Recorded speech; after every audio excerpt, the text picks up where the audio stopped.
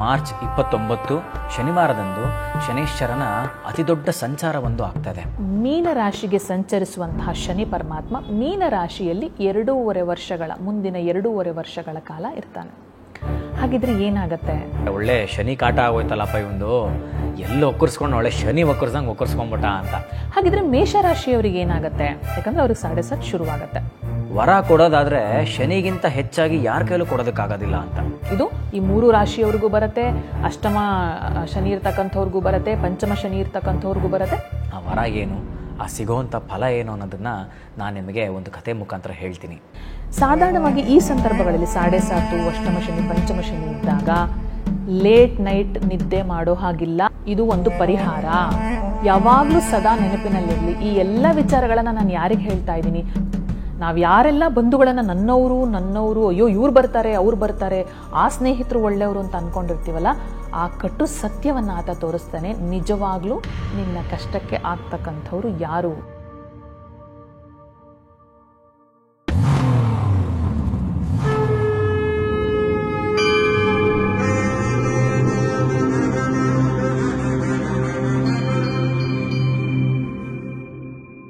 ಸಮಸ್ತ ನನ್ನ ವಾಹಿನಿಯ ವೀಕ್ಷಕ ಬಂಧು ಮಿತ್ರರೆಲ್ಲರಿಗೂ ಈ ನಿಮ್ಮ ಅರುಣ್ ಹರಿಹರನ್ ಮಾಡುವಂತಹ ವಿನಯಪೂರ್ವಕವಾದಂತಹ ನಮಸ್ಕಾರಗಳು. ನವಗ್ರಹಗಳಲ್ಲಿ ಪ್ರಸಿದ್ಧವಾದಂಥ ಗ್ರಹ, ಒಂದು ಪಾಪ್ಯುಲರ್ ಗ್ರಹ ಅಂತಂದರೆ ಅದು ಶನಿ ಗ್ರಹ, ಅಂದರೆ ಶನೀಶ್ಚರ. ಸಾಕಷ್ಟು ಜನ ಶನೀಶ್ವರ ಅಂತ ಕರೀತಾರೆ, ಅದು ತಪ್ಪು.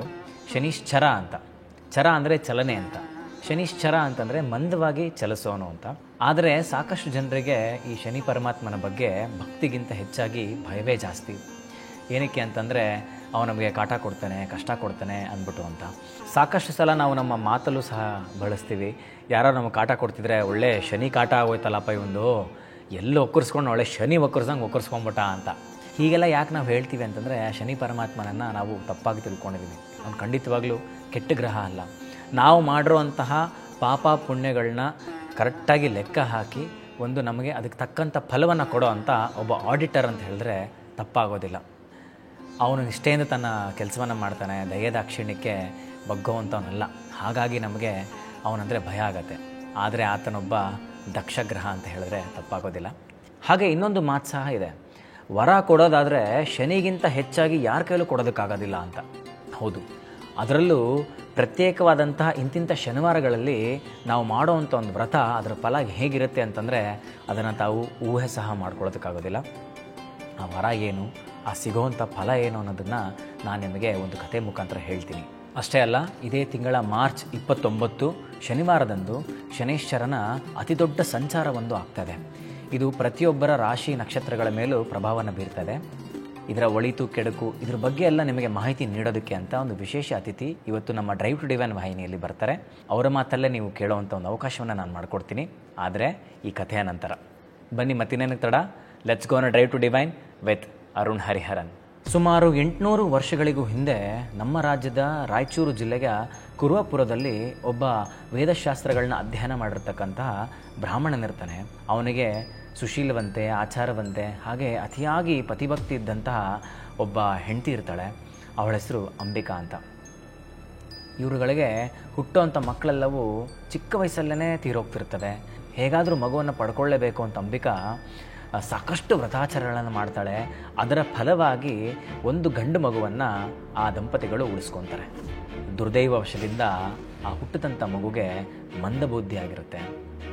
ಆದರೂ ಆ ಮಗುವನ್ನು ತುಂಬ ಪ್ರೀತಿಯಿಂದ ಹಾಗೂ ತುಂಬ ಕಾಳಜಿಯಿಂದ ಮುದ್ದು ಮಾಡಿ ಬೆಳೆಸ್ತಾರೆ. ಆ ಹುಡುಗನಿಗೆ 8 ವರ್ಷ ಆಗ್ತಿದ್ದ ಹಾಗೆಯೇ ಕುಲಾಚಾರದಂತೆ ವೇದಾಭ್ಯಾಸ ಮಾಡಿಸ್ಬೇಕು ಅನ್ನೋ ಕಾರಣವಾಗಿ ಆ ತಂದೆ ತಾಯಂದಿರು ಉಪನಯನ ಮಾಡಬೇಕು ಅಂತ ನಿರ್ಧಾರ ಮಾಡಿ ಉಪನಯನ ಸಹ ಮಾಡ್ತಾರೆ. ವೇದ ಶಾಲೆಗಳಿಗೆ ಕಲಿಸಿದಾಗ ಆ ಹುಡುಗನಿಗೆ ವಿದ್ಯೆ ಹತ್ತಿರಾಗುತ್ತೆ. ಇದರಿಂದ ತಂದೆ ತಾಯರಿಗೆ ತುಂಬಾ ಚಿಂತೆ ಆಗುತ್ತೆ. ಆ ತಂದೆಗಂತೂ ಸಿಕ್ಕಾಪಟ್ಟೆ ಸಿಟ್ಟು ಬರೋದಕ್ಕೆ ಶುರು ಆಗುತ್ತೆ. ಯಾಕಂದರೆ ತಾನೆಂಥ ಒಂದು ವೇದಾಧ್ಯಯನಗಳನ್ನೆಲ್ಲ ಮಾಡಿರೋವಂಥವನು, ನಾನೆಂಥ ಪ್ರವೀಣನಾಗಿದ್ದೀನಿ, ನನಗೆ ಹುಟ್ಟಿರುವಂಥ ಮಗ ಹೀಗಿದ್ದಾನಲ್ಲ ಅನ್ನೋ ಒಂದು ಅವಮಾನಕ್ಕೆ ಏನು ಮಾಡ್ತಿರ್ತಾನೆ, ಆ ಹುಡುಗನ ಹಿಡ್ಕೊಂಡು ಯಾವಾಗಲೂ ಹೊಡಿತಾ ಇರ್ತಾನೆ. ಇದನ್ನು ತಾಯಿಗೆ ನೋಡಿ ಸಹಿಸ್ಕೊಳ್ಳೋಕೆ ಆಗ್ತಿರೋದಿಲ್ಲ. ಅವಳಿಗೆ ಒಂದು ದಿನ ತುಂಬ ಬೇಜಾರಾಗಿ ತನ್ನ ಗಂಡನ ಕುರಿತು ಈ ಥರ ಮಾತಾಡೋಕ್ಕೆ ಶುರು ಮಾಡ್ತಾಳೆ. ನೋಡಿ, ಅವನ ತಲೆಗೆ ವಿದ್ಯೆ ಹತ್ತಲ್ಲ ಅಂತ ನಮಗೆ ಅರ್ಥ ಆದಮೇಲೆ ಅವನ್ನ ಹೊಡೆಯೋದ್ರಿಂದ ನಮಗೇನು ಪ್ರಯೋಜನ? ಇದರಿಂದ ಅವನ ಮೈಗೆ ನೋವು, ನಮ್ಮ ಮನಸ್ಸಿಗೂ ನೋವು. ಅವನ ಯಾವುದೋ ಒಂದು ಪ್ರಾರಬ್ಧ ಕರ್ಮದಿಂದ ಅವನ ಹತ್ರ ಹುಟ್ಟಿದ್ದಾನೆ. ಇದನ್ನು ನಾವು ಅರ್ಥ ಮಾಡ್ಕೊಂಡು ಸುಮ್ಮನೆ ಇರಬೇಕೆ ಹೊರತು ಅವ್ನು ಹಿಡ್ಕೊಂಡು ಹೊಡೆಯೋದ್ರಲ್ಲಿ ಯಾವುದೇ ಥರ ಪ್ರಯೋಜನ ಇಲ್ಲ. ಇನ್ನು ಮುಂದೆ ಇದೇ ಥರ ನೀವು ಅವನ ಮೇಲೆ ಕೈ ಮಾಡ್ತಾನೆ ಇದ್ದರೆ ನಾನು ಸಹಿಸ್ಕೊಳ್ಳೋಕ್ಕಾಗದೆ ಉರುಳು ಹಾಕ್ಕೊಂಡು ನಾನು ಪ್ರಾಣವನ್ನು ಬಿಡಬೇಕಾಗತ್ತೆ ಅಂತ ಸ್ಪಷ್ಟವಾಗಿ ಗಂಡನಿಗೆ ಹೇಳ್ಬಿಡ್ತಾಳೆ. ತನ್ನ ಹೆಂಡತಿ ಆಡಿದಂಥ ಮಾತುಗಳು ಆ ಬ್ರಾಹ್ಮಣನಿಗೆ ಸರಿ ಅಂತ ಅನಿಸುತ್ತೆ. ಅವನು ತನ್ನ ಮಗನಿಗೆ ವಿದ್ಯಾಭ್ಯಾಸ ಮಾಡೋದ್ರ ಬಗ್ಗೆ ಚಿಂತನೆ ಬಿಟ್ಟು ನಿಶ್ಚಿಂತೆಯಿಂದ ಇರೋದಕ್ಕೆ ಶುರು ಮಾಡ್ತಾನೆ. ಹೀಗೆ ಕೆಲವು ವರ್ಷಗಳು ಕಳೆಯುತ್ತೆ. ದುರ್ದೈವ ವಶದಿಂದ ಆ ಬ್ರಾಹ್ಮಣನು ಯಾವುದೋ ಒಂದು ವ್ಯಾಧಿಗೆ ತುತ್ತಾಗಿ ಪ್ರಾಣವನ್ನು ಬಿಡ್ತಾನೆ. ಆಶ್ರಯವನ್ನು ಕಳ್ಕೊಳ್ಳೋಂಥ ಅಂಬಿಕಾ ತನ್ನ ಮಗನೊಂದಿಗೆ ಕುರುವಪುರದಲ್ಲೇ ಮನೆ ಮನೆಗೂ ಹೋಗಿ ಭಿಕ್ಷೆ ಬೇಡೋದಕ್ಕೆ ಶುರು ಮಾಡ್ತಾಳೆ. ಹಾಗೆ ತನ್ನ ಜೀವನವನ್ನು ಸಾಗಿಸ್ತಾ ಇರ್ತಾಳೆ. ಹಾಗೆ ಈ ಹುಡುಗ ಕೂಡ ಬೆಳೆದು ಒಂದು ಮದುವೆ ವಯಸ್ಸು ಕೂಡ ತಲುಪ್ತಾನೆ. ಇವನು ಬುದ್ಧಿಹೀನಾಗಿರೋದ್ರಿಂದ ಊರಲ್ಲಿ ಇವನಿಗೆ ಎಳ್ಳಷ್ಟು ಸಹ ಯಾರು ಇವನಿಗೆ ಮರ್ಯಾದೆಯನ್ನು ಕೊಡ್ತಿರಲ್ಲ. ಅಷ್ಟೇ ಅಲ್ಲ, ಇವನಿಗೆ ತುಂಬ ತುಚ್ಛವಾಗಿ ಮಾತಾಡಿಸ್ತಿರ್ತಾರೆ. ಹಾಗೆ ತುಂಬ ಚುಚ್ಚಿ ಮಾತಾಡಿಸ್ತಿರ್ತಾರೆ.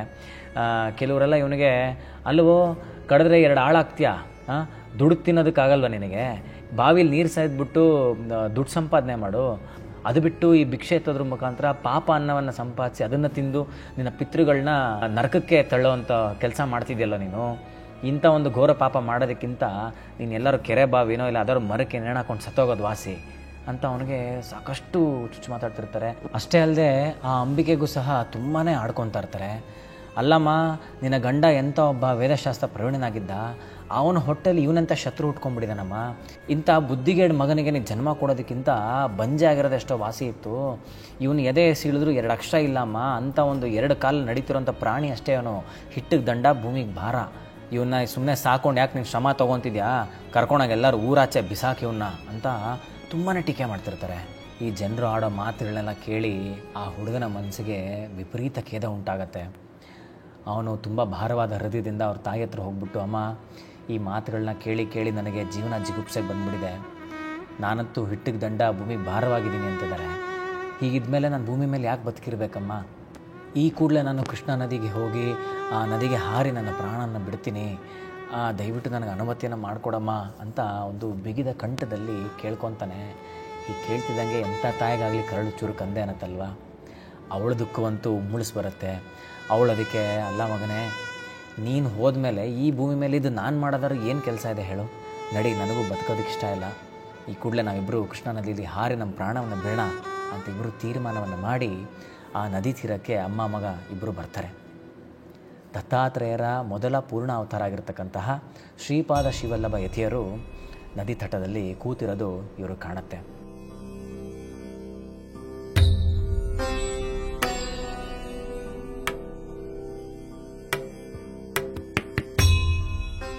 ಸಾಯಕ್ಕೂ ಮುಂಚೆ ಆ ಗುರುಗಳ ಪಾದಾರವಿಂದಗಳಿಗೆ ನಮಸ್ಕಾರ ಮಾಡೋಣ ಅಂತ ಹೇಳಿ ಆ ತಾಯಿ ಮಗ ಓಡಿ ಗುರುಗಳ ಮುಂದೆ ಬಂದು ನಿಂತ್ಕೊತಾರೆ. ಅತಿ ಭಕ್ತಿಯಿಂದಲೂ ಅತಿ ದುಃಖದಿಂದಲೂ ಅವರಿಬ್ಬರು ಗುರುಗಳಿಗೆ ಸಾಷ್ಟಾಂಗ ನಮಸ್ಕಾರವನ್ನು ಮಾಡ್ತಾರೆ. ಹಾಗೆ ಗುರುಗಳಲ್ಲಿ ಒಂದು ಪ್ರಾರ್ಥನೆ ಕೂಡ ಮಾಡ್ತಾರೆ. ಅಪ್ಪ ಗುರು ಪರಮಾತ್ಮ, ನಮಗೆ ಬದುಕೋದಕ್ಕೆ ಎಳ್ಳಷ್ಟು ಇಷ್ಟ ಇಲ್ಲ, ಸಾಕಷ್ಟು ನೊಂದೋಗ್ಬಿಟ್ಟಿದ್ದೀವಿ. ಹಾಗಾಗಿ ನಾವಿಬ್ಬರು ನಮ್ಮ ಪ್ರಾಣವನ್ನು ನದಿಲಿ ಹಾರಿ ಕಳ್ಕೊಬೇಕು ಅಂತ ತೀರ್ಮಾನ ಮಾಡಿದ್ದೀವಿ. ನಮಗೆ ಗೊತ್ತಿದೆ ಆತ್ಮಹತ್ಯೆ ಘೋರ ಪಾಪ ಅಂತ. ಆದರೂ ನಾವು ಸತ್ತ ಮೇಲೆ ನಮಗೆ ಯಾವ ಪಾಪಕರ್ಮಗಳು ಅಂಟುಕೊಳ್ಳದೆ ಇರೋ ಹಾಗೆ, ನಮಗೆ ಸದ್ಗತಿ ದೊರಕೋ ಹಾಗೆ ದಯವಿಟ್ಟು ನಮಗೆ ಆಶೀರ್ವಾದವನ್ನು ಮಾಡಪ್ಪ ಅಂತ ದುಃಖದಿಂದ ಕೇಳ್ಕೊತಾರೆ. ಅವಳ ಈ ಮಾತುಗಳನ್ನ ಕೇಳ್ತಿದ್ದ ಹಾಗೆ ದಯಾಭರಿತನಾಗಿ ಗುರುದೇವನು ಆತನ ಕಡೆಗೆ ನೋಡಿ, ತಾಯಿ, ನೀವಿಬ್ಬರೀಗ ಆತ್ಮಹತ್ಯೆನ ಮಾಡ್ಕೊಳ್ಳೋವಂಥ ಪ್ರಸಂಗವಾದರೂ ಏನು ಬಂದಿದೆ ಅಂತ ಕೇಳಿದಾಗ, ಆಗ ಅಂಬಿಕೆ ತನ್ನ ಜೀವನದಲ್ಲಿ ನಡೆದಂಥ ಎಲ್ಲ ಘಟನೆಗಳನ್ನ ಗುರುಗಳಿಗೆ ತಿಳಿಸ್ತಾಳೆ. ಹಾಗೆ ತನಗೆ ಈ ಥರ ಬುದ್ಧಿಹೀನ ಮಗ ಹುಟ್ಟಿದ್ರ ಬಗ್ಗೆ ತುಂಬ ದುಃಖವನ್ನು ಸಹ ತೋಡ್ಕೊತಾಳೆ. ತಂದೆ, ಜನ್ಮಾಂತರದಲ್ಲೂ ನನಗೆ ಇಂಥ ಒಬ್ಬ ಮಗ ಹುಟ್ಟದೇ ಇರಲಪ್ಪ, ನನಗೆ ಮುಂದಿನ ಜನ್ಮವಿದ್ದು ನನ್ನ ಮಗ ಹುಟ್ಟತಾನೆ ಅನ್ನೋದಾದರೆ ನಿಮ್ಮಂಥ ಮಗುನೇ ಹುಟ್ಟಬೇಕು. ಸುಜ್ಞಾನಿಯು, ಜಗದೋದ್ಧಾರಕನು, ಪರಮ ಪೂಜ್ಯನಾಗಿರತಕ್ಕಂತಹ ಒಬ್ಬ ಮಗನೇ ನನಗೆ ಬೇಕು. ಅಂಥ ಒಬ್ಬ ಮಗನಿಂದ ಈ ಜನನ ಮರಣಗಳ ಜಂಜಾಟದಿಂದ ತಪ್ಪಿಸೋವಂಥ ಒಂದು ಸದ್ಗತಿ ನಮಗಾಗಬೇಕು. ದಯಾನಿಧಿಯಾದ ಗುರುಮೂರ್ತಿಯೇ, ಅಂಥ ಒಂದು ಕೃಪಾಶೀರ್ವಾದವನ್ನು ನನ್ನ ಮೇಲೆ ಮಾಡಪ್ಪ ಅಂತ ಹಣೆ ಹಚ್ಚಿ ನಮಸ್ಕಾರ ಮಾಡ್ತಾಳೆ. ಅವಳ ಈ ಅಪಾರವಾದಂಥ ಆಧ್ಯಾತ್ಮಿಕ ಭಾವನೆಯನ್ನು ಗುರುತಿಸುವಂಥ ಗುರುಗಳು ತುಂಬ ಸಂತೋಷಪಟ್ಟು ಆಕೆ ಹೇಳ್ತಾರೆ, ತಾಯಿ, ನನ್ನಂಥ ಒಬ್ಬ ಮಗ ಹುಟ್ಟಬೇಕು ಅನ್ನೋ ಒಂದು ಅಗಾಧವನ್ನು ಆಸೆಯನ್ನು ಹೊತ್ಕೊಂಡಿದೆಯಲ್ಲ, ಒಳ್ಳೆಯದೇ. ಅದಕ್ಕೆ ನೀನು ಏನು ಮಾಡಬೇಕು ಅಂತಂದರೆ, ಶನಿ ಪ್ರದೋಷದ ಕಾಲದಲ್ಲಿ ನೀನು ಶಿವನ ಪೂಜೆ ಮಾಡಬೇಕು. ಇದು ಎಂಥ ಒಂದು ಫಲವನ್ನು ಕೊಡುತ್ತೆ ಅನ್ನೋ ಒಂದಕ್ಕೆ ಒಂದು ಉದಾಹರಣೆನೂ ಹೇಳ್ತೀನಿ. ಯಶೋದೆ ತನ್ನ ಹಿಂದಿನ ಜನ್ಮದಲ್ಲಿ ಶನಿ ಪ್ರದೋಷದ ಪೂಜೆಯನ್ನು ಕೇವಲ ತನ್ನ ಕಣ್ಣಲ್ಲಿ ನೋಡಿದ್ದಕ್ಕೇ ಕೃಷ್ಣ ಪರಮಾತ್ಮನಂತಹ ಒಬ್ಬ ಜಗದೋದ್ಧಾರಕ ಅವಳ ಹೊಟ್ಟೆಯಲ್ಲಿ ಅವತರಿಸ್ದ. ಇದಕ್ಕೆ ಕಾರಣವೇ ಆ ಶನಿ ಪ್ರದೋಷದ ಪೂಜೆ. ಅಂತಿದ್ದ ಹಾಗೇ ಆ ಒಂದು ಅಂಬಿಕೆಗೆ ವಿಪರೀತ ಖುಷಿಯಾಗತ್ತೆ. ಆಕೆ ಕೈಯನ್ನು ಜೋಡಿಸಿ ಮತ್ತೆ ಗುರುಗಳನ್ನ ಕೇಳ್ಕೊತಾಳೆ, ಗುರುಗಳೇ ದಯವಿಟ್ಟು ನನಗೆ ಆ ಯಶೋದೆಯ ಹಿಂದಿನ ಜನ್ಮದ ಆ ಕಥೆಯನ್ನು ಹೇಳಿ, ಕೇವಲ ಅವಳು ಆ ಶನಿ ಪ್ರದೋಷದ ಪೂಜೆನ ನೋಡಿದ್ದಕ್ಕೆ ಅಂತ ಒಂದು ಮಗ ಹುಟ್ಟಿದ್ದಾನೆ ಅಂದಮೇಲೆ ನಾನು ನಿಷ್ಠೆಯಿಂದ ಆ ಪೂಜೆಯನ್ನೇ ಮಾಡ್ತೀನಿ, ಆ ಪೂಜೆ ಮಾಡೋ ವಿಧಿವಿಧಾನಗಳನ್ನು ನನಗೆ ತಿಳಿಸ್ಕೊಡಿ, ಹಾಗೆ ನನಗೆ ಆ ಯಶೋದೆಯ ಕಥೆಯನ್ನು ಸಹ ನಾನು ತಿಳಿಸ್ಕೊಡಿ ಅಂತ ಕೈ ಮುಗಿದು ಕೇಳ್ಕೊತಾಳೆ. ಅದಕ್ಕೆ ಗುರುಗಳು ಹೀಗೆ ಹೇಳ್ತಾರೆ, ಉಜ್ಜಯಿನಿಯ ಹೆಸರಿನ ಒಂದು ಪಟ್ಟಣದಲ್ಲಿ ಚಂದ್ರಸೇನ ಅಂತ ಒಬ್ಬ ನಿಷ್ಠಾವಂತ ಹಾಗೂ ಧರ್ಮಾತ್ಮನಾದಂಥ ಒಬ್ಬ ರಾಜನಿದ್ದ. ಅವನು ಶಿವನನ್ನು ಆರಾಧಿಸಿ ಅವನ ಕೃಪೆಯಿಂದ ಚಿಂತಾಮಣಿ ಎಂಬ ಒಂದು ಅಮೂಲ್ಯವಾದಂತಹ ರತ್ನವನ್ನು ಪಡ್ಕೊಂಡಿರ್ತಾನೆ. ಆ ರತ್ನದ ಶಕ್ತಿ ಹೇಗಿತ್ತು ಅಂತಂದರೆ, ಅದು ಯಾವುದೇ ಒಂದು ಧಾತುವಿನ ಮುಟ್ತಿದ್ದ ಹಾಗೇ ಅದು ಕಬ್ಬಿಣವೇ ಆಗಿರಲಿ, ಅದು ಬಂಗಾರವಾಗಿ ಮಾರ್ಪಡ್ತಿತ್ತು. ಅಷ್ಟೇ ಅಲ್ಲ, ಆ ಮಣಿಯನ್ನು ಧಾರಣೆ ಮಾಡಿ ತನ್ನ ಮನದಲ್ಲಿ ಏನಾರು ಒಂದು ಆಸೆ ಪಡ್ತಿದ್ದಂಗೆ ಆ ಆಸೆ ತಕ್ಷಣವೇ ಈಡೇರಿ ಹೋಗ್ತಿತ್ತು. ಹೀಗಾಗಿ ಈ ರತ್ನದ ಒಂದು ಪ್ರಖ್ಯಾತಿಯು ಬೇರೆ ರಾಜ್ಯಗಳಿಗೆ ಬೇಗನೆ ಪ್ರಸಾರವಾಗೋಗಿರುತ್ತೆ. ಇದನ್ನು ಹೊಂಚಾಕಿ ಹೇಗಾದರೂ ಪಡ್ಕೋಬೇಕು, ಇದನ್ನು ಅಪಹರಿಸಬೇಕು ಅಂತ ಹೇಳಿ ಇತರ ರಾಜ್ಯದ ರಾಜರೆಲ್ಲ ನಿರ್ಧಾರ ಮಾಡಿರ್ತಾರೆ. ಹೀಗಿರ್ಬೇಕಾದ್ರೆ ಒಂದು ದಿನ ಶನಿ ಪ್ರದೋಷದ ಸಮಯ ಬಂದಿರುತ್ತೆ. ಅಂದರೆ ಶನಿವಾರದ ತ್ರಯೋದಶಿಯ ತಿಥಿ. ಆ ದಿನ ನಿಷ್ಠೆಯಿಂದ ಶಿವನಿಗೆ ಪೂಜೆನ ಸಲ್ಲಿಸೋದಕ್ಕೆ ಸಲುವಾಗಿ ರಾಜನು ವೈಭೋಗದಿಂದ ಶಿವಪೂಜೆಯನ್ನು ಮಾಡ್ತಿರ್ತಾನೆ. ಅದೇ ದಿನ ಅಮೂಲ್ಯವಾದಂಥ ರತ್ನವನ್ನು ಅಪಹರಿಸಬೇಕಂತ ಪರರಾಜ್ಯದ ರಾಜರೆಲ್ಲರೂ ಉಜ್ಜಯಿನಿಗೆ ಮುತ್ತಿಗೆ ಹಾಕಿರ್ತಾರೆ. ಈ ವಿಚಾರ ರಾಜನಿಗೆ ಹೇಗೋ ಬಂದು ತಲುಪತ್ತೆ. ಆದರೂ ಅವನು ವಿಚಲಿತನಾಗದೆ ನಿಷ್ಠೆಯಿಂದ ಏಕಚಿತ್ತದಿಂದ ಶಿವಪೂಜೆಯನ್ನು ಮಾಡ್ತಿರ್ತಾನೆ. ಈ ಒಂದು ವೈಭೋಗಭರಿತವಾದಂಥ ಪೂಜೆಯನ್ನು ನೋಡೋದಕ್ಕೆ ಈ ಗೌಳಿಗರು, ಅಂದರೆ ಈ ಹಾಲು ಮಾರಾಟ ಮಾಡುವಂತಹ ಕುಟುಂಬದ ಮಕ್ಕಳೇನಿರ್ತಾರೆ, ಹುಡುಗರುಗಳು ಬಂದು ಆ ಪೂಜೆಯನ್ನು ನೋಡೋದಕ್ಕೆ ಶಿವಾಲಯದಲ್ಲಿ ಬಂದು ಸೇರ್ಕೊಂಡಿರ್ತಾರೆ. ರಾಜ ನಿಷ್ಠೆಯಿಂದ ಮಾಡ್ತಿದ್ದಂತಹ ಪೂಜೆಯ ಒಂದು ವಿಧಿವಿಧಾನ ಪದ್ಧತಿಗಳನ್ನೆಲ್ಲ ಕುತೂಹಲದಿಂದ ಹುಡುಗರು ನೋಡ್ತಿರ್ತಾರೆ. ನಂತರ ನಾವು ನಮ್ಮ ಮನೆಯ ಬೀದಿಗಳಲ್ಲಿ ಶಿವನ ಪೂಜೆಯನ್ನು ಮಾಡುವಂಥ ಒಂದು ಆಟ ಆಡೋಣ ಬನ್ನಿ ಅಂತೆಲ್ಲ ತೀರ್ಮಾನ ಮಾಡಿ ಎಲ್ಲ ಅವರ ಬೀದಿಗೆ ಹೋಗಿ ಅಲ್ಲೇ ಬಿದ್ದಿರೋವಂಥ ಕಲ್ಲುಗಳನ್ನೆಲ್ಲ ಆರಿಸಿ ಒಂದು ಗುಡಿಯನ್ನು ನಿರ್ಮಾಣ ಮಾಡ್ತಾರೆ. ಹಾಗೆ ಶಿವಲಿಂಗವನ್ನು ಹೋಲುವಂಥ ಒಂದು ಶಿಲೆಯನ್ನು ತಂದು ಪ್ರತಿಷ್ಠಾಪನೆಯನ್ನು ಮಾಡ್ತಾರೆ. ಬಾಲ ಭಾವನೆಯಿಂದ, ಮುಗ್ಧತೆಯಿಂದ, ವಿಧಿವತ್ತಾಗಿ ಷೋಡೋಪಚಾರಗಳಿಂದ ಆ ಕಲ್ಲಿಗೆ ಒಂದು ಶಿವಪೂಜೆಯನ್ನು ಮಾಡೋದಕ್ಕೆ ಶುರು ಮಾಡ್ತಾರೆ ಹುಡುಗರು. ಅನ್ನ ನೀರು ಎಲ್ಲವನ್ನು ಮರೆತು ಬಹುಭಕ್ತಿಯಿಂದ ಮೈ ಮರೆತು ಪೂಜೆಯನ್ನು ಮಾಡ್ತಿರ್ತಾರೆ ಹುಡುಗರುಗಳು. ಎಷ್ಟೊತ್ತಾರು ಮನೆಗೆ ಬರಲ್ಲ ಅಂತ ಚಿಂತೆಗೆ ಒಳಗಾಗುವಂಥ ಆ ಹುಡುಗರ ತಾಯಂದಿರು ಹುಡ್ಕೊಂಡು ಬಂದಾಗ ಆ ಗುಡಿಯ ಬಳಿ ಹುಡುಗರನ್ನ ಕಂಡು ಆ ಹುಡುಗರನ್ನೆಲ್ಲ ಕರ್ಕೊಂಡು ಹೊರಟೋಗ್ತಾರೆ. ಆದರೆ ಅಲ್ಲಿ ಒಬ್ಬ ಹುಡುಗ ಮಾತ್ರ ಭಕ್ತಿಪೂರ್ವಕನಾಗಿ ಧ್ಯಾನಸ್ಥನಾಗಿ ಮೈ ಮರೆತು ಕೂತ್ಕೊಂಡ್ಬಿಟ್ಟಿರ್ತಾನೆ. ರಾತ್ರಿ ತುಂಬಾ ತಡವಾದ ಕಾರಣ ಮನೆಗಿಂದು ಮಗ ಬಂದಿಲ್ವಲ್ಲ ಅಂತ ಚಿಂತೆಗೀಡಾಗಿ ಆ ಹುಡುಗನ ತಾಗಿ ಬಂದು ಆ ಹುಡುಗನನ್ನು ಎಬ್ಸಿ ಕರೀತಾಳೆ. ಆತ ಹಠ ಮಾಡ್ತಾನೆ, ಇಲ್ಲ ನಾನು ಬರೋದಿಲ್ಲ ಅಂತ ಪಟ್ಟು ಹಿಡಿದು ಕೂತ್ಕೊತಾನೆ. ಸಿಟ್ಟಿಗೇಳಂತ ತಾಗಿ ಆ ಗುಡಿಯನ್ನು ಕೆಡವಿ ಆ ಶಿವಲಿಂಗಕ್ಕೆ ಹೋಲ್ತಿದ್ದಂಥ ಒಂದು ಶಿಲೆಯನ್ನು ಬಿಸಾಡಿ ಈತನನ್ನು ದರ ಅಂತ ಎಳ್ಕೊಂಡು ಹೋಗೋದಕ್ಕೆ ಶುರು ಮಾಡ್ತಾಳೆ. ಇವನು ಇನ್ನೂ ಹಠ ಮಾಡಿ ಆಕೆಯನ್ನು ಬಿಡಿಸ್ಕೊಂಡು ನಾನು ಬರೋದೇ ಇಲ್ಲ ಅಂತ ಪಟ್ಟು ಹಿಡಿದು ಕೂತ್ಕೊತಾನೆ. ತಾಯಿಗೆ ಇನ್ನೂ ಹೆಚ್ಚು ಕೋಪ ಬರುತ್ತೆ. ಮತ್ತೆರಡು ಒಂದು ಬೆನ್ನ ಮೇಲೆ ಬಡಿದು ಅವಳಿಗೆ ಏನು ಮಾಡಬೇಕು ಅಂತ ತೋಚದೆ ಅವನು ಅಲ್ಲೇ ಬಿಟ್ಟು ಹೊರಟೋಗ್ತಾಳೆ. ತಾನು ಅತಿ ಪ್ರೀತಿಯಿಂದ ಸ್ಥಾಪನೆ ಮಾಡಿದಂಥ ಶಿವನ ಗುಡಿ ಹೀಗಾಗೋಯ್ತಲ್ಲ ಅಂತ ಅವ್ನು ನೋಡ್ತಿದ್ದ ಹಾಗೇ ತಡ್ಕೊಳಕ್ಕಾಗದೆ ಮೂರ್ಛೆಗೆ ಹೊರಟೋಗ್ತಾನೆ.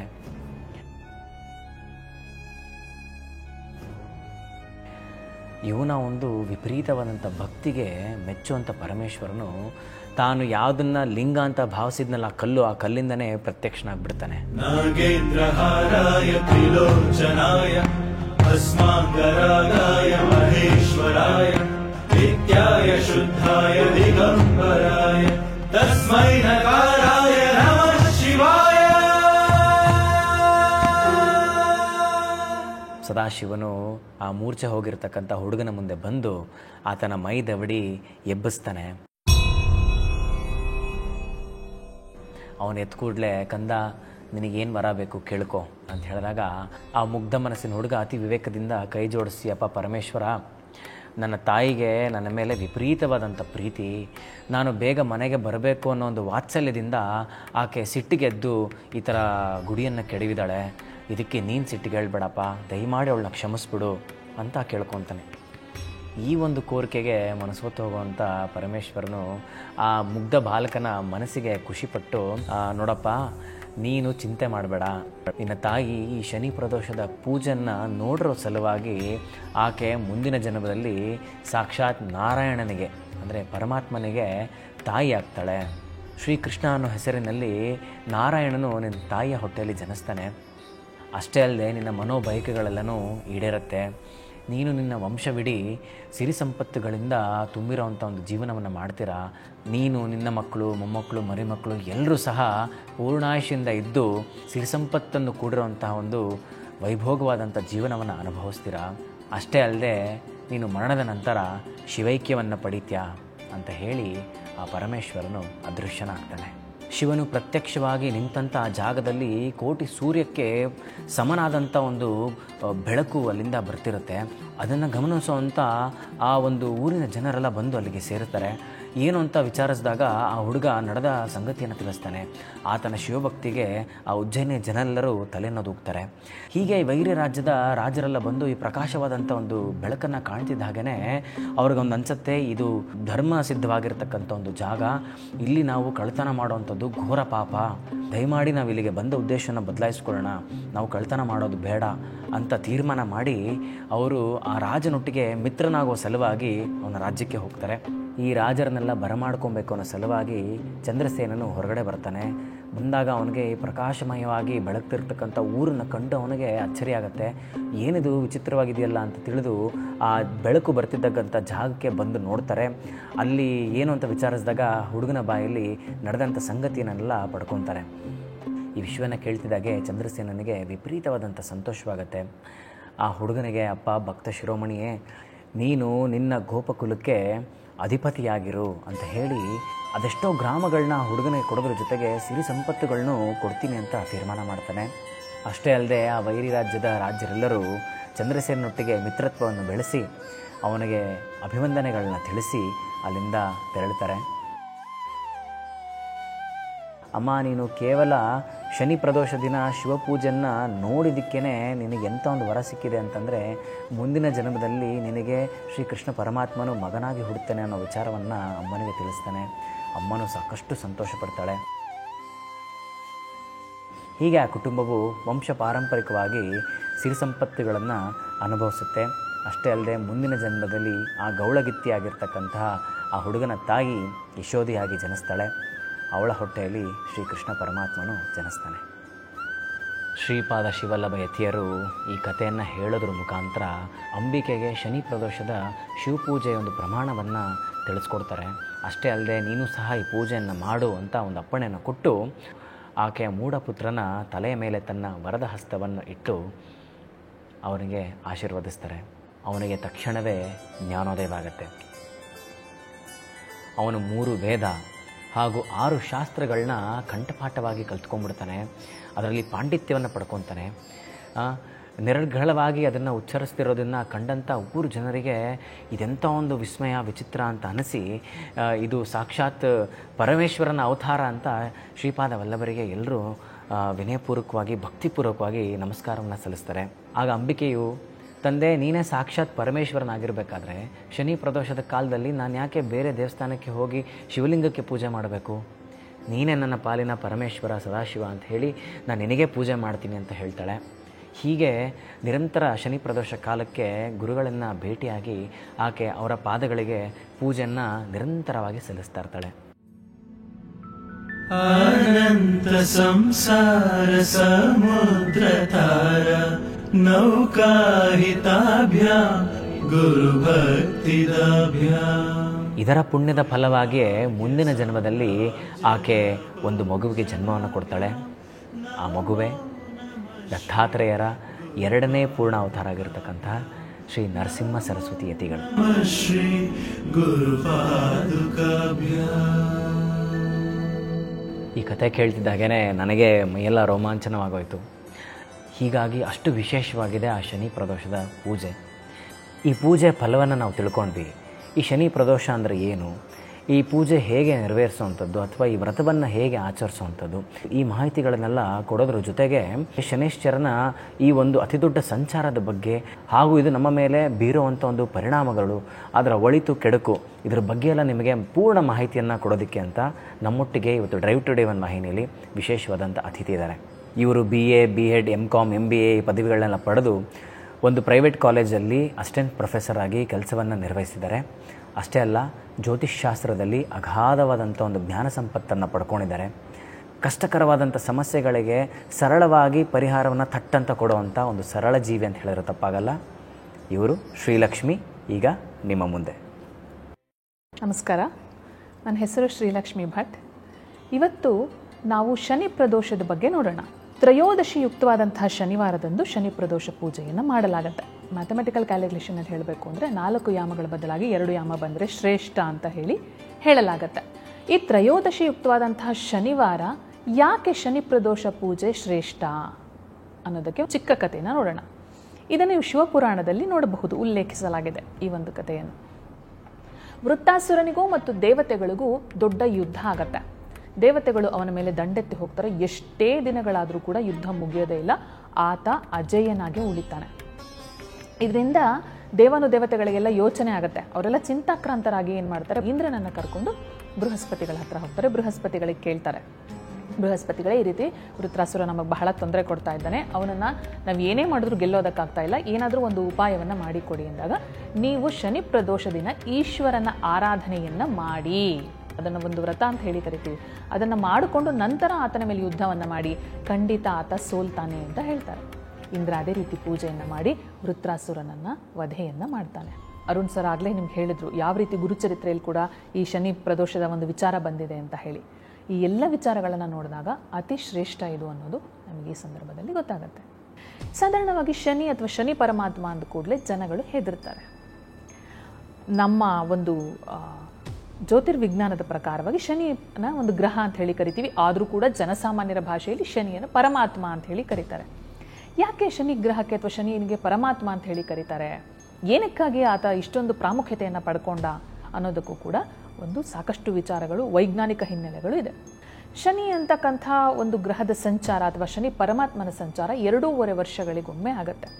ಆತ ಮಂದಚರ, ಅದಕ್ಕೂ ಕೂಡ ಕಥೆಗಳೆಲ್ಲ ಬರುತ್ತೆ. ಆತನಿಗೆ ಒಂದು ಕಾಲು ಸರಿ ಇಲ್ಲ, ಎಳೆದು ಹಾಕ್ತಾನೆ, ಹಾಗಾಗಿ ನಿಧಾನಕ್ಕೆ ಸಂಚರಿಸ್ತಕ್ಕಂಥ ಒಂದು ಗ್ರಹ ಅಂತ ಹೇಳಿ ಬರುತ್ತೆ. 2.5 ವರ್ಷಕ್ಕೆ ಒಂದು ಸಲ ಒಂದು ರಾಶಿಯಿಂದ ಮತ್ತೊಂದು ರಾಶಿಗೆ ಶನಿಯ ಸಂಚಾರ ಆಗುತ್ತೆ. ಈಗ ಮಾರ್ಚ್ 29, 2025ನೇ ತಾರೀಕು ಆ ದಿನ ಕುಂಭ ರಾಶಿಯಿಂದ ಶನಿ ಪರಮಾತ್ಮ ಮೀನ ರಾಶಿಗೆ ತನ್ನ ಸಂಚಾರವನ್ನು ಮಾಡ್ತಾನೆ. ಹಾಗಿದ್ರೆ ಇದರಿಂದ ಆಗ್ತಕ್ಕಂಥ ಪರಿಣಾಮಗಳೇನು? ಮುಖ್ಯವಾಗಿ ಮೇಷ ರಾಶಿಯವರಿಗೆ 7.5 7.5 ಶನಿ ಪ್ರಾರಂಭವಾಗುತ್ತೆ. ಮಕರ ರಾಶಿಯವರಿಗೆ 7.5 ಬಿಡುಗಡೆಯಾಗತ್ತೆ. ಶನಿ ಪರಮಾತ್ಮನ ಸಂಚಾರ ಹೇಗಿರುತ್ತೆ ಅಂದರೆ, ಆತ ಎಲ್ಲಿರ್ತಾನೋ ಅಲ್ಲಿ ಅದರ ಹಿಂದಿನ ಮತ್ತು ಮುಂದಿನ ರಾಶಿಯ 3 ರಾಶಿಗಳು ಕೂಡ ಪ್ರಭಾವಕ್ಕೆ ಒಳಪಡುತ್ತೆ. ಹಾಗಿದ್ರೆ ಮೀನರಾಶಿಗೆ ಬಂದಾಗ ಹಿಂದಿನ ರಾಶಿ ಕುಂಭ ರಾಶಿ ಇರ್ತಕ್ಕಂಥದ್ದು ಮೀನರಾಶಿಯಲ್ಲಿ, ಮುಂದಿನ ರಾಶಿ ಮೇಷರಾಶಿ, ಈ 3 ರಾಶಿಗಳು ಕೂಡ ಹೆಚ್ಚಿಗೆ ಆತನ ಪ್ರಭಾವಕ್ಕೆ ಒಳಪಡುತ್ತೆ. ನಂತರದ ಯಾವೆಲ್ಲ ರಾಶಿಗಳು ಆತನ ಪ್ರಭಾವಕ್ಕೆ ಒಳಪಡುತ್ತೆ ಅಂತ ಹೇಳಿದ್ರೆ, ಸಿಂಹ ರಾಶಿಯವರಿಗೆ ಅಷ್ಟಮ ಶನಿ ಪ್ರಾರಂಭವಾಗುತ್ತೆ, ವೃಶ್ಚಿಕ ರಾಶಿಯವರಿಗೆ ಪಂಚಮ ಶನಿ ಪ್ರಾರಂಭವಾಗುತ್ತೆ, ಧನುರ್ ರಾಶಿಯವರಿಗೆ ಸಾರ್ಧ ಅಷ್ಟಮ ಪ್ರಾರಂಭವಾಗುತ್ತೆ. ಕುಂಭ ರಾಶಿಯಿಂದ ಮೀನ ರಾಶಿಗೆ ಸಂಚರಿಸುವಂತಹ ಶನಿ ಪರಮಾತ್ಮ ಮೀನ ರಾಶಿಯಲ್ಲಿ 2.5 ವರ್ಷಗಳ ಮುಂದಿನ 2.5 ವರ್ಷಗಳ ಕಾಲ ಇರ್ತಾನೆ. ಹಾಗಿದ್ರೆ ಏನಾಗುತ್ತೆ ಅಂತ ಹೇಳಿದರೆ, ಮೀನ ರಾಶಿಯವರಿಗೆ ಸಾಧಾರಣವಾಗಿ ಹೊಟ್ಟೆಯಲ್ಲಿ ಬಾಧೆಗಳು ಬರ್ತಕ್ಕಂಥದ್ದು, ಜೀರ್ಣಕ್ರಿಯೆಗೆ ಸಂಬಂಧಪಟ್ಟಂತಹ ತೊಂದರೆಗಳು ಆಗ್ತಕ್ಕಂಥದ್ದು, ಬೆನ್ನಿಗೆ ಸಂಬಂಧಪಟ್ಟಂಥ ತೊಂದರೆಗಳು ಆಗುವಂತಹ ಸಾಧ್ಯತೆಗಳು ಹೆಚ್ಚಿರುತ್ತೆ. ಅದಕ್ಕೆ ಏನು ಮಾಡಬೇಕು? ಯಾವಾಗಲೂ ಸದಾ ನೆನಪಿನಲ್ಲಿರಲಿ, ಈ ಎಲ್ಲ ವಿಚಾರಗಳನ್ನು ನಾನು ಯಾರಿಗೆ ಹೇಳ್ತಾ ಇದ್ದೀನಿ, ನಂಬುವಂಥವ್ರಿಗೆ. ನಂಬದೇ ಇರೋರಿಗೆ ಅದು ಅವರವರ ವೈಯಕ್ತಿಕತೆ, ನಾವೇನು ಮಾಡೋಕ್ಕಾಗಲ್ಲ. ನಂಬುತ್ತೀವಿ ನಾವು, ಅದಕ್ಕೆ ಪರಿಹಾರ ಏನು ಮಾಡ್ಕೋಬೇಕು ಅಂತ ಹೇಳ್ತಕ್ಕಂಥವ್ರಿಗೆ ಈ ಎಲ್ಲ ವಿಚಾರಗಳನ್ನು ಮಾಡಿ. ಆಮೇಲೆ ಯಾವುದೇ ವಿಚಾರವಾದರೂ ಜ್ಯೋತಿಷ್ಯ ಅನ್ನುವಂತಹ ವಿದ್ಯೆಯ ಪ್ರಮುಖ ಒಂದು ಗುರಿ ಏನು ಅಂತ ಹೇಳಿದರೆ, ಪರಿಹಾರವನ್ನು ಕೊಡ್ತಕ್ಕಂಥದ್ದು. ಈಗ ಸಮಸ್ಯೆ ಇದೆ ಅನ್ನೋದು ಎಲ್ಲರಿಗೂ ಗೊತ್ತಿರುತ್ತೆ. ನೆಕ್ಸ್ಟು ಮೀನರಾಶಿಯವರಿಗೆ ಈ ಎಲ್ಲ ಸಮಸ್ಯೆಗಳು ಬರಬಹುದು ಅಂತ ಹೇಳ್ತೀವಿ. ಹಾಗಿದ್ರೆ ಅದಕ್ಕೆ ಪರಿಹಾರಾರ್ಥವಾಗಿ ಏನು ಮಾಡಬೇಕು? ಸದಾ ನೆನಪಿನಲ್ಲಿ ಇಟ್ಕೊಳ್ಳಿ, ನಿಮ್ಮ ಹಿರಿಯರು, ಅಣ್ಣ, ಅಕ್ಕ, ಅಜ್ಜ ಅಜ್ಜಿ ಇಬ್ಬರು ಮನೆ ಕಡೆ ತಂದೆ ತಾಯಿ ಅಜ್ಜ ಅಜ್ಜಿ ಯಾರೇ ಇದ್ದರೂ ಕೂಡ ಅಜ್ಜಂದಿರಿಗೆ ತಂದೆಯ ತಂದೆ ಇರಬಹುದು, ತಾಯಿಯ ತಂದೆ ಇರಬಹುದು, ಇವರಿಬ್ಬರಿಗೂ ಕೂಡ ನೀವು ಸೇವೆಯನ್ನು ಮಾಡಬೇಕು. ಏನು ಸೇವೆ? ಅವರು ಬಂದಾಗ ಅವ್ರಿಗೆ ಊಟವನ್ನು ಬಡಿಸ್ತಕ್ಕಂಥದ್ದು, ಅವರು ಎಂಜಲಿ ಎಲೆಯನ್ನು ಎತ್ತತಕ್ಕಂಥದ್ದು, ಅಥವಾ ಅವರು ಕಾಲನ್ನು ಒತ್ತೋದು, ಅವರಿಗೆ ನೀರು ಬೇಕಾದಾಗ ನೀರನ್ನು ಕೊಡೋದು, ಕಾಫಿಯನ್ನು ಕೊಡೋದು, ಈ ರೀತಿಯಾದಂಥ ಸೇವೆಯನ್ನು ಮಾಡಬೇಕು. ಈಗ ಅಜ್ಜ ಅಜ್ಜಿ ಇಲ್ಲದೆ ಇದ್ದಂಥ ಸಂದರ್ಭದಲ್ಲಿ ಮನೆಗೆ ಹಿರೇ ಅಣ್ಣ, ದೊಡ್ಡ ಅಣ್ಣ ಅಥವಾ ದೊಡ್ಡ ಅಕ್ಕ ಯಾರಿರ್ತಾರೆ ನಿಮಗೆ, ಅವರ ಸೇವೆಯನ್ನು ಮಾಡಬೇಕು. ಅವರಿಗೆ ಇಷ್ಟವಾಗಿರುವಂಥ ಪದಾರ್ಥಗಳನ್ನು ಮಾಡಿ ಉಣಬಡಿಸ್ತಕ್ಕಂಥದ್ದು, ಅಥವಾ ಅವರಿಗೆ ಕಾಲನ್ನು ಒತ್ತೋದು, ಅವರ ಜೊತೆಯಲ್ಲಿ ಸೌಹಾರ್ದಯುತವಾದಂತಹ ಸ್ನೇಹ ಸಂಬಂಧವನ್ನು ವೃದ್ಧಿಗೊಳಿಸ್ಕೊಳ್ಳೋದ್ರಿಂದ ಶನಿ ಪರಮಾತ್ಮ ಸಂತುಷ್ಟನಾಗ್ತಾನೆ. ಅದರ ಜೊತೆಗೆ ಶ್ರಮಪಟ್ಟು ಕೆಲಸ ಮಾಡುವಂತಹ ಶ್ರಮಜೀವಿಗಳಿಗೆ ಆಹಾರವನ್ನು ಕೊಡ್ತಕ್ಕಂಥದ್ದು, ಅವರಿಗೆ ಊಟದ ವ್ಯವಸ್ಥೆ, ತಿಂಡಿಯ ವ್ಯವಸ್ಥೆ, ಈಗ ಬೇಸಿಗೆ ಕಾಲ ಅಲ್ವಾ, ಪಾನೀಯದ ವ್ಯವಸ್ಥೆ ಅಂದರೆ ಕುಡಿತಕ್ಕಂಥ ನೀರು ಅಥವಾ ಪಾನಕ, ಮಜ್ಜಿಗೆ, ಇದನ್ನು ಶ್ರಮವಹಿಸಿ ಮಾಡ್ತಕ್ಕಂಥ ಅಂದರೆ ದೈಹಿಕ ಶ್ರಮ ವಹಿಸಿ ಮಾಡ್ತಕ್ಕಂತಹ ಕಾರ್ಮಿಕರಿಗೆ ಇವೆಲ್ಲವನ್ನು ಕೊಡೋದ್ರಿಂದ ಶನಿ ಪರಮಾತ್ಮ ಸಂತುಷ್ಟನಾಗ್ತಾನೆ. ಇದು ಮೀನರಾಶಿಯವರಿಗೆ. ಹಾಗಿದ್ರೆ ಮೇಷರಾಶಿಯವರಿಗೆ ಏನಾಗುತ್ತೆ? ಯಾಕಂದರೆ ಅವ್ರಿಗೆ 7:30 ಶುರುವಾಗತ್ತೆ. ಮೇಷರಾಶಿಯವರಿಗೆ ವ್ರತ ಅಲೆದಾಟದ ಒಂದು ಸಮಯ ಪ್ರಾರಂಭವಾಗತ್ತೆ.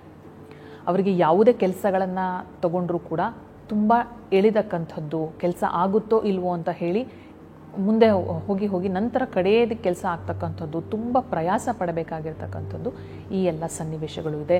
ಜೊತೆಗೆ ಯಾರಿಗೆಲ್ಲ ತಲೆನೋವಿಂದ ಬಳಲ್ತಾ ಇದ್ದೀರಿ ಅವರೆಲ್ಲ ಈಗಲೇ ಎಚ್ಚೆತ್ತುಕೋಬೇಕು. ಮೈಗ್ರೇನ್ ಬರುವಂತಹ ಸಾಧ್ಯತೆಗಳು ಇದೆ ಮೇಷರಾಶಿಯವರಿಗೆ.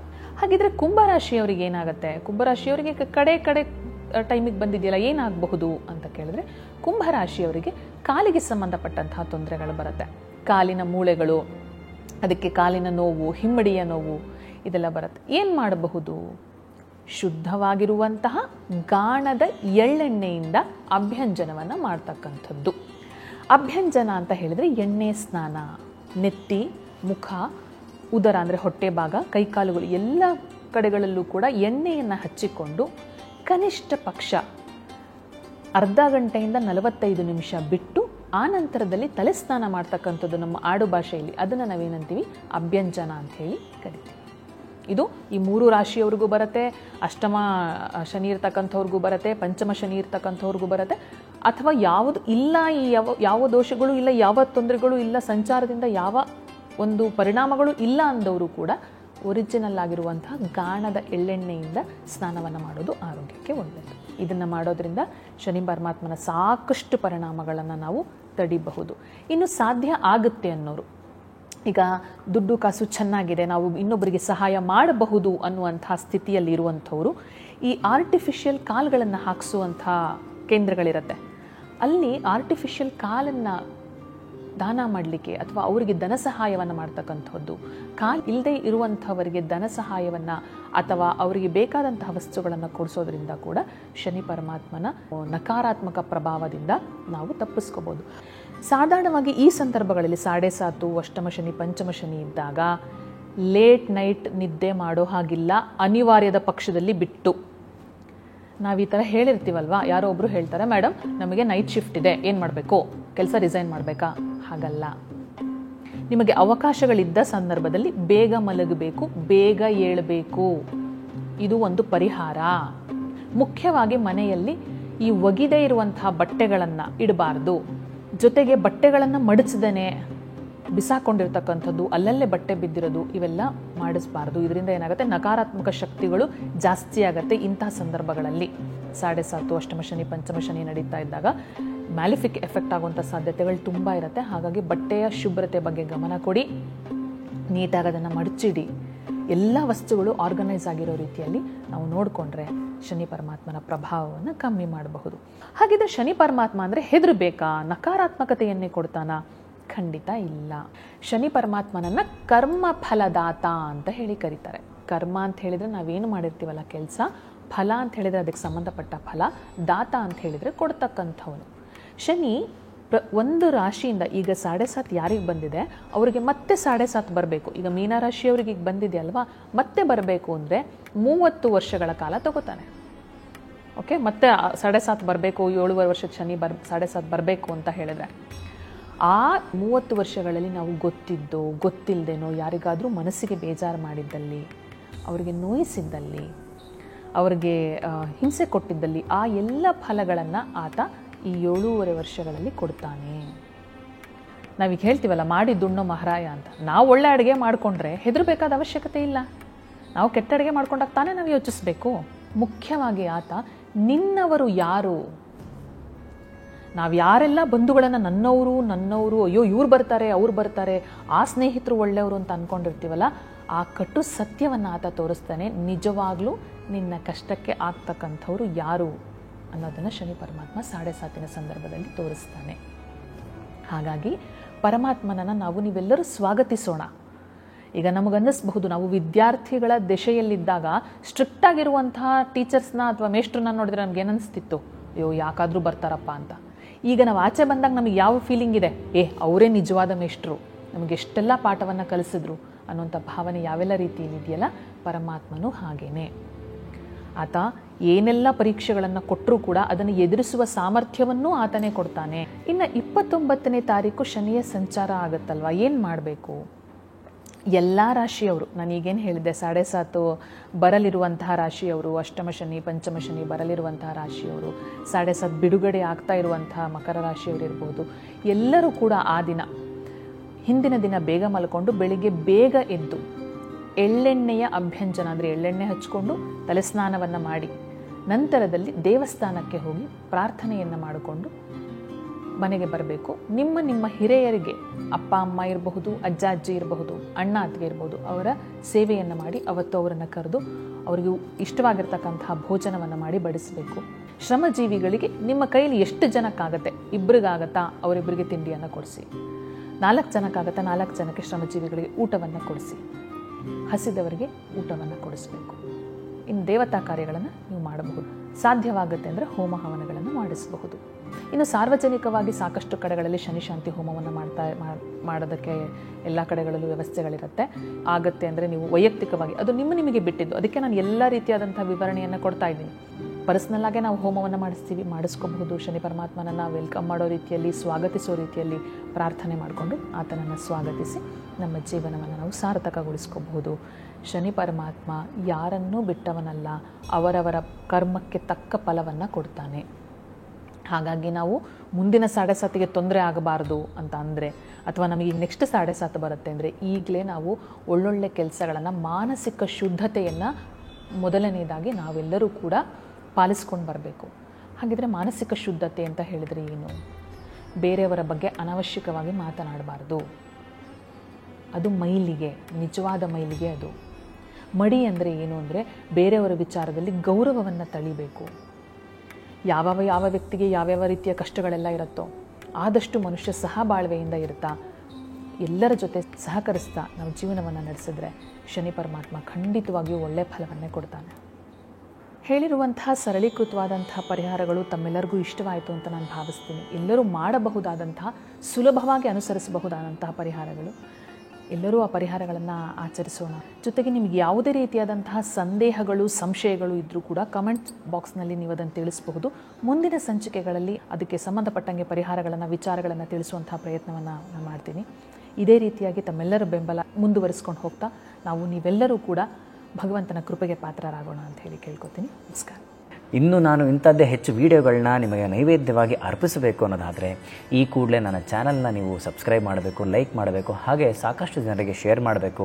ಹಾಗೆ ತಮ್ಮ ಅನಿಸಿಕೆ, ಅಭಿಪ್ರಾಯಗಳು ಅದು ಏನೇ ಇದ್ರೂ ಮುಕ್ತವಾಗಿ ಕಮೆಂಟ್ ಸೆಕ್ಷನಲ್ಲಿ ನೀವು ನನಗೆ ತಿಳಿಸ್ಕೊಡ್ಬೇಕು ಅಂತ ನಾನು ನಿಮ್ಮಲ್ಲಿ ವಿನಯಪೂರ್ವಕವಾಗಿ ಕೇಳ್ಕೊಳ್ಳೋದ್ರ ಜೊತೆಗೆ ತಮಗೆ ವಂದನೆಗಳನ್ನ ಅರ್ಪಿಸ್ತಾ ಇದ್ದೀನಿ.